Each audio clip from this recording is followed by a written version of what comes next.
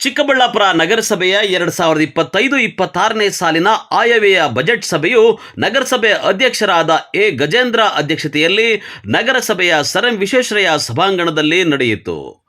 ಈ ಬಾರಿಯ ಬಜೆಟ್ ಸಭೆಯಲ್ಲಿ ಸಂಸದ ಡಾಕ್ಟರ್ ಕೆ ಸುಧಾಕರ್ ಸಹ ಭಾಗಿಯಾಗಿದ್ದರು.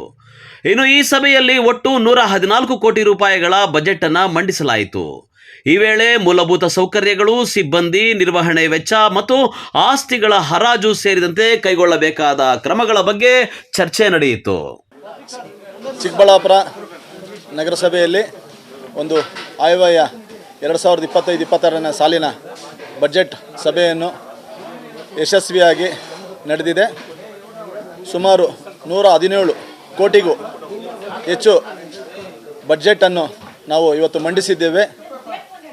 ಇವತ್ತು ಏನು ವರ್ಷವಿಡೀ ನಾವು ಏನೇನು ಕಾರ್ಯಕ್ರಮಗಳು ಹಾಕ್ಕೊಂಡಿದ್ದೇವೆ ಅದನ್ನೆಲ್ಲ ಅಳವಡಿಸ್ಕೊಂಡು ಇವತ್ತೆಲ್ಲ ನಗರಸಭಾ ಸದಸ್ಯರು ಮತ್ತು ನಮ್ಮ ನಾಯಕರಾದಂಥ ಡಾಕ್ಟರ್ ಕೆ ಸುಧಾಕರ್ ಸಂಸದರು ಅವರು ಕೂಡ ಆಗಮಿಸಿದ್ದರು. ಇವತ್ತು ಎಲ್ಲ ಚರ್ಚೆಗಳಾಗಿ ಇವತ್ತು ಒಂದು ಬಜೆಟನ್ನು ನಾವು ಮಂಡಿಸಿದ್ದೇವೆ.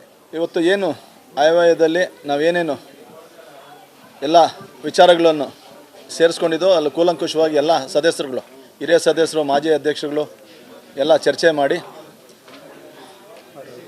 ಆಡಳಿತ ಒಂದು ಅನುಮೋದನೆಯನ್ನು ತೆಗೆದುಕೊಂಡಿದ್ದೀವಿ. 117 ಕೋಟಿ ನಾವು ಅಂದಾಜು ನಿರೀಕ್ಷೆಯನ್ನು ಬಜೆಟನ್ನು ಮಣ್ಣನ್ನು ಮಾಡಿಕೊಂಡಿದ್ದೀವಿ. ಪ್ರತಿಯೊಂದು ನಗರ ಅಭಿವೃದ್ಧಿಗಾಗಿ, ನೀರಿಗಾಗಿ, ಕಾಮಗಾರಿಗಳಿಗೆ ಪ್ರತಿಯೊಂದು ವಿಚಾರಕ್ಕೂ ನಾವು ಇವತ್ತು ಒಂದು ಬಜೆಟನ್ನು ನಾವು ಮಾಡ್ಕೊಂಡಿದ್ದೀವಿ. ಅಲ್ಲ, ಇದು ವರ್ಷವಿಡೀ ನಾವು ಏನೇನು ಇನ್ಕಮಿಂಗ್ ಔಟ್ಗೋಯಿಂಗ್ ಇದೆ ಅದನ್ನೆಲ್ಲ ನಾವು ಒಟ್ಟಾರೆ ಸೇರಿಸ್ಕೊಂಡು ಇದು ಬಜೆಟನ್ನು ಮಾಡ್ಕೊಂಡಿರೋದು.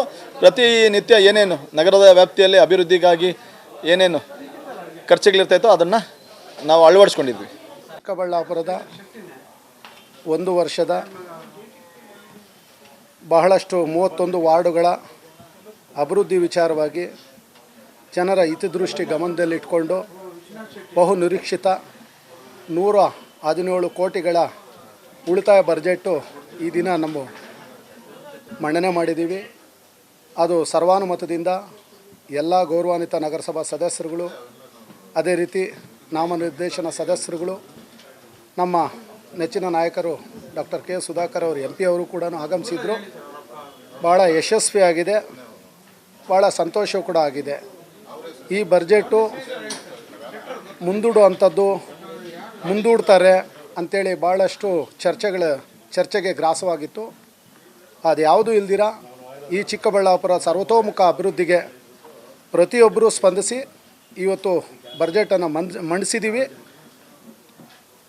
ಈಗಲೂ ಕೂಡ ಇನ್ನೂ ಹಲವು ವಿಚಾರಗಳ ಚರ್ಚೆ ಮಾಡೋವಂಥ ವಿಚಾರದಲ್ಲಿ ಇನ್ನೂ ಹಲವಾರು ಗೌರವಾನ್ವಿತ ನಗರಸಭಾ ಸದಸ್ಯರುಗಳು ಮಾತಾಡಬೇಕು ಅಂತ ಹೇಳ್ತಾ ಇದ್ದಾರೆ. ಅವ್ರಿಗೂ ಕೂಡ ಸ್ವಾಗತ ಬಯಸುತ್ತಾ, ಇನ್ನು ನಗರದ ಅಭಿವೃದ್ಧಿಯ ಈ ನಗರಸಭೆ ಬಜೆಟ್ ಮಂಡನೆಗೆ ವಿರೋಧ ಪಕ್ಷದ ಸದಸ್ಯರಿಂದ ವಿರೋಧ ವ್ಯಕ್ತವಾಗಿತ್ತು. ನಗರದ ಅಭಿವೃದ್ಧಿಗೆ ಸಂಬಂಧಿಸಿದ ಹಲವು ತೊಡಕುಗಳು ಮತ್ತು ಸಾರ್ವಜನಿಕರ ಸಮಸ್ಯೆಗಳ ಬಗ್ಗೆ ಸದಸ್ಯರುಗಳು ಧ್ವನಿ ಎತ್ತಿದ್ದರು.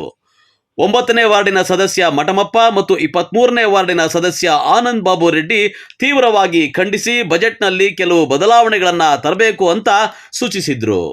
ಇವತ್ತು ಬಜೆಟನ್ನು ಮಂಡನೆ ಮಾಡಿದ್ವಿ. ಅದೇ ಬಜೆಟಲ್ಲಿ ನಾವು ನಿರೀಕ್ಷಿಸಿದಷ್ಟು ಯಾವುದೇ ರೀತಿಯಲ್ಲೂ ಕೂಡ ಒಂದು ಅಭಿವೃದ್ಧಿಯ ಪ್ರಗತಿ ಕಾಣಿಸ್ಲಿಲ್ಲ. ಯಾಕಂದರೆ ಇವತ್ತು ಚಿಕ್ಕಬಳ್ಳಾಪುರದಲ್ಲಿ ನಗರಗಳ ಮಧ್ಯೆ ಏನು ರಸ್ತೆಗಳಿದೆ, ಇವತ್ತು ಇಡೀ ಚಿಕ್ಕಬಳ್ಳಾಪುರದಲ್ಲಿ ಎಲ್ಲೇ ಗಿಡ ಮರಗಳು ಕೂಡ ಇಲ್ಲ. ಹಸಿರೀಕರಣ ಮಾಡಬೇಕು. ಇವತ್ತು ಹಸಿರೀಕರಣ ಆದರೆ ಮಾತ್ರ ಪ್ರಕೃತಿಯಿಂದ ಎಲ್ಲ ಜನರು ಮತ್ತು ಪ್ರಾಣಿಗಳು, ಪಕ್ಷಿಗಳು ಜೀವಿಸೋದಕ್ಕೆ ಸಾಧ್ಯ ಆಗ್ತದೆ. ಯಾಕಂದರೆ ಇದು ಚಿಕ್ಕಬಳ್ಳಾಪುರ ಕೇಂದ್ರ ಸ್ಥಾನ. ಮೊದಲನೇದಾಗಿ ಹಸಿರೀಕರಣ ಮಾಡಬೇಕು. ಹಸಿರೀಕರಣ ಮಾಡೋ ಒಂದು ಇದರಲ್ಲಿ ಯಾವುದೇ ಕಾರಣಕ್ಕೂ ಆ ಯೋಜನೆ ನಿರೀಕ್ಷಿಸೋದಷ್ಟು ನಮ್ಗೆ ಯಾವುದೇ ರೀತಿ ಪ್ರಗತಿ ಕಾಣಿಸಲಿಲ್ಲ.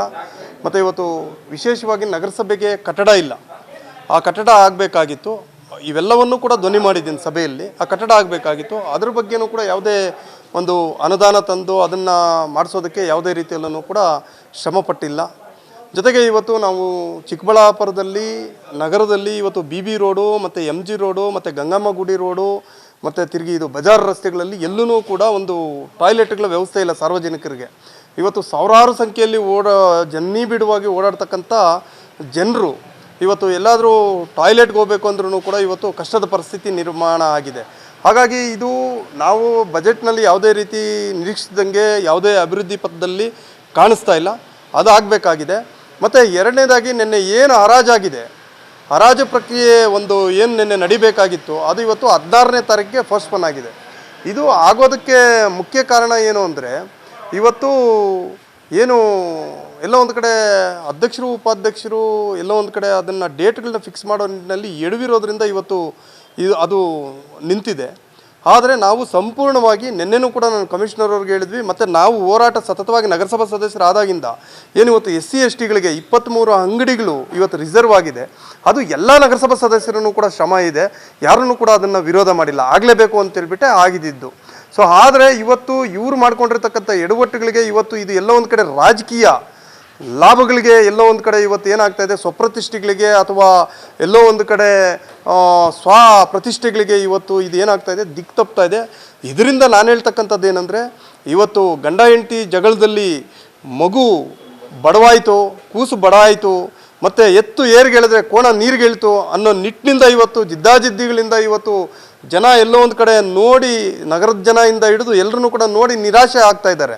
ಯಾಕಂದರೆ ಇವತ್ತು ನಾವು ಆಯ್ಕೆಯಾಗಿ ಬಂದಿರತಕ್ಕಂಥದ್ದು ನಗರಸಭೆ ಅಭಿವೃದ್ಧಿ ಬಗ್ಗೆ ನಾವು ಚರ್ಚೆ ಮಾಡಬೇಕೇ ಹೊರತು ಇವತ್ತು ಸ್ವಪ್ರತಿಷ್ಠೆಗಳನ್ನು ತಗೊಂಡು ಇವತ್ತು ಎಲ್ಲೋ ಒಂದು ಕಡೆ ಅದಾಗಲಿಲ್ಲ ಇದಾಗಲಿಲ್ಲ. ನೋಡಿ ಇವತ್ತು ಪೊಲೀಸು ರಿಸರ್ವ್ಗಳು ಬಂದಿದೆ, ಏನು ಅಂಥ ಅವಶ್ಯಕತೆ ಇಲ್ಲಿ ರಿಸರ್ವ್ಗಳು ಬರ್ತಕ್ಕಂಥ ಅವಶ್ಯಕತೆ ಏನಿಲ್ಲ. ನಾವೆಲ್ಲ ಸಾಮಾನ್ಯ ನಗರಸಭಾ ಸದಸ್ಯರು, ಜನರ ಜೊತೆ ಇರ್ತಕ್ಕಂಥವ್ರು.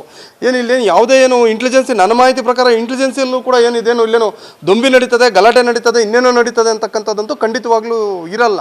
25 ಲಕ್ಷ ಮಳಿಗೆಗಳು, 100 ಮಳಿಗೆಗಳೇನಿದೆ, ನಮ್ಮ ಡಿಮ್ಯಾಂಡ್ ಇರೋದು 75 ಲಕ್ಷ. ಅಲ್ಲೇನ್ರಿ ಎಷ್ಟಿದೆ ಅವರವ್ರೆ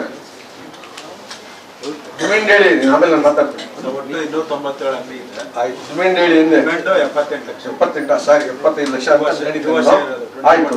75 ಲಕ್ಷ ಜೊತೆಗೆ ಏನು ಇವತ್ತು ಮಳೆಗಳು ಇಷ್ಟೊತ್ತು ಏನು ಪ್ರಕ್ರಿಯೆ ನಡೀತು, ಆ ಮಳೆಗಳ ಹರಾಜು ಆದರೆ PWD SROL ಪ್ರಕಾರ ನಮಗೆ ತಿಂಗಳಿಗೆ 3 ಲಕ್ಷ ಆದಾಯ ಬರುತ್ತೆ. 3 ಲಕ್ಷ ಇಂಟು 1 ವರ್ಷ 36 ಲಕ್ಷ. ತದನಂತರ ಏನು ಮೊನ್ನೆ ತಾನೇ 8 ಅಂಗಡಿಗಳು ಇಲ್ಲಿ ಹರಾಜಾಗಿದೆ, ಅದರಲ್ಲೊಂದು 11 ಲಕ್ಷ ಬರುತ್ತೆ. ಇರ್ತಕ್ಕಂಥ ಬಾಕಿ ಹಣ ಬಹಳಷ್ಟಿದೆ. ಹಾಗಾಗಿ ಏನು ಇವತ್ತು 1,05,00,000 ಮಾಡಿದ್ರ ಅದನ್ನ 1.5 ಕೋಟಿಗೆ ನೀವು ಅಂದಾಜು ಮಾಡಿ 1.5 ಕೋಟಿ ಮಾಡ್ಕೊಳ್ಳಿ. 1,05,00,000 ಅಲ್ಲ, 1,50,00,000 ಮಾಡಿ. ಇನ್ನು ಇದೇ ವೇಳೆ ನಗರಸಭೆಗೆ ಹೊಸದಾಗಿ ಆಯ್ಕೆಯಾಗಿರುವ ನಾಮನಿರ್ದೇಶಿತ 5 ಮಂದಿ ಸದಸ್ಯರುಗಳು ಬಜೆಟ್ ಸಭೆಯಲ್ಲಿ ಭಾಗಿಯಾಗಿದ್ದು ವಿಶೇಷವಾಗಿತ್ತು. ಕ್ಯಾಮರಾಮನ್ ಪ್ರವೀಣ್ ಜೊತೆ ಕಳವಾರ ಅರುಣ್, MMTV ನ್ಯೂಸ್, ಚಿಕ್ಕಬಳ್ಳಾಪುರ.